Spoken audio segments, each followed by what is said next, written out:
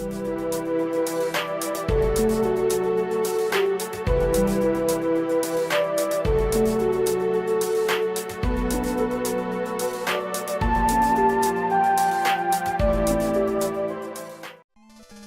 back, everybody. This is the thejonnymar, and I am finishing up with Darkwing Duck for the NES. So, in the previous episodes, we took out all of the original levels as we're ready to get dangerous here and head into the final level of the game. So once you finish all of the previous 6 kind of regular levels, you can then take on Steelbeak in the final level. And Steelbeak's hidden fortress is this massive airship a la Super Mario Brothers.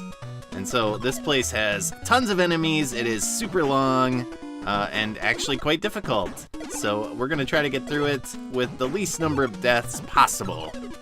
And our goal is to get as much arrow gas as we possibly can, because that is going to make our final encounter with Steelbeak quite a bit easier.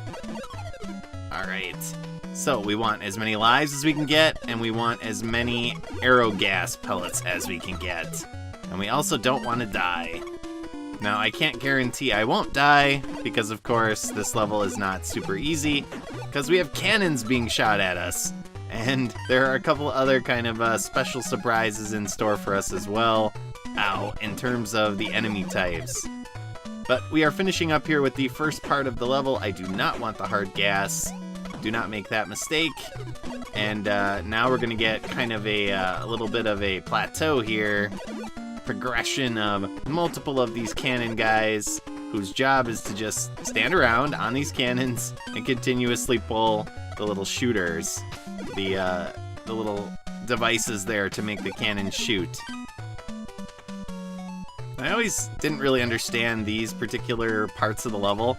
So they give you these platforms that you can kind of land on, and then there are spikes immediately under it. And so I guess the logic is you're gonna freak out and kind of drop down without thinking about it and get hit and or die. But, you know, it's not something that's ever really affected me. So in previous levels we had girders that would drop down, we had chains that would fall down, and this level we have platforms we need to jump on. Okay. We have platforms we need to jump on and make sure that we get out to the next part of the level without taking too much damage. And I think this is the checkpoint, so fortunately I got here without dying again. But now we're gonna get one of my favorite enemies in the game, and that is the Terminator Duck. So, designed to look obviously like Arnold from the Terminator movies, and then if you destroy the first part of them, oh god, it's these dogs in the barrels, then they turn into robots. Well, they are robots, obviously, but the skeleton comes after you, the robotic kind of metal skeleton, and they can jump really high, and if you give them the chance, they actually become very quick as well, and so they will chase you around and keep jumping at you. For those of you that have played the Batman game for NES, they're very similar to one of the enemies in that game that does a similar attack pattern in the later levels, so levels like 3 and 4 of that game, which is kind of this big guy with these massive claws, and he'll jump around and try to kill you. Probably the most annoying enemy in that particular game as well, which I do look forward to playing at some point. That is one of my favorite platformers from the NES, so I am certainly going to enjoy getting around to that, and I do have a particular story to tell with that one as well from when I was a kid, of a very heartbreaking and baby rage moments from when I played that game originally. But we are approaching the end of the level here. We just have a few more enemies to kill, a few more Terminators, and then a few more of those dogs as well with the barrels. And hopefully, we can do it without too much problem here. Again, I do not want to get any gas besides the arrow gas. Dang it. Alright, so this time, let's not fall. And we are pretty much at the end of the level, ready to take on Steelbeak. We just have one more Terminator Duck to get past without dying a bunch. and then we will take on Steelbeak. Ah, there's the jumping. Alright, welcome to the most frustrating boss in the game. So you need to get up, and you need to shoot and knock out the little barrier in front of Steelbeak to activate the second part of the battle. And it can be very frustrating to get up there because of these little duck copters. You need to grab this middle kind of hanging platform. Kind of looks like a pair of ribs or, ow, god dang it. A pair of, well, a coat hanger or something. But the frustrating part is you need to just destroy these things immediately and then catch this and then not fall. Okay, once you get in this little pattern here, it's actually not too bad. It's pretty easy to take out the barrier. Steelbeak drops down. Unfortunately, you do get a health upgrade. And then we just want to drop down and shoot arrow gas at Steelbeak. And then just jump over him. And it takes about 6 to 7 arrows, and down he goes. So the main frustrating part of that battle is just the first part. Getting through without dying, actually being able to take out his barrier. And of course, the bad guy gets away so that he's able to fight another day, right? And the entire city is in our debt. So Darkwing is going to drive off into the moonlight, the sunset, so to speak.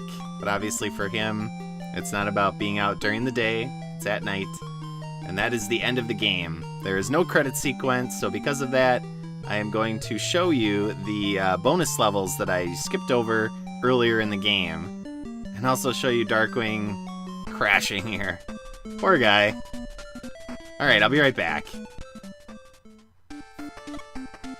Okay, so every level, as I mentioned, or just about every level, has a bonus level, and there's actually 2 of them in most of the levels. So I'm going to try to show off both of these bonus levels. So I went back to Quacker Jack's level at the beginning of the game, and I'm going to show you where the levels are. So to find the levels, you kind of have to just either know where they are, or just randomly shoot around in the level with your gas gun. And every once in a while, when you get to the point, you'll find a little go mark. And early in the level is the first part, where the bad guys have stolen a bunch of materials, and then as they're escaping, they are dropping what they stole in these capsules for some reason. So if you stand in the middle, you can shoot the capsules, and you can collect items. So you'll get gas canisters, you'll get health, you'll get diamonds, and gold bars as well. The best is to not actually ever really go to the left or the right. Just kind of stay in the middle, unless there's something you really want on the sides. So, pretty dumb. You get about 30 seconds, and not only that, but it actually will take you all the way back to the beginning of the stage. Alright, and now I'm going to show you the second bonus level in this particular stage. So if you jump and shoot to the left here, we'll activate the second go. And now we have caught up with the criminals, we've found their hideout, and we need to get back the stolen items in one of the most frustrating stages in the game. So what you need to do is block the pills again with your cape and allow Goslin and Launchpad to actually collect them. And it is very easy to miss. You cannot activate your cape unless you're jumping, and it is death if you fall down. They will not catch you. So I hate these bonus stages, that's why I don't do them. They are completely useless. But that said, thank you for watching, viewers. I hope you enjoyed this series, and I will be moving on to another one. So I'll see you all again next time. So long.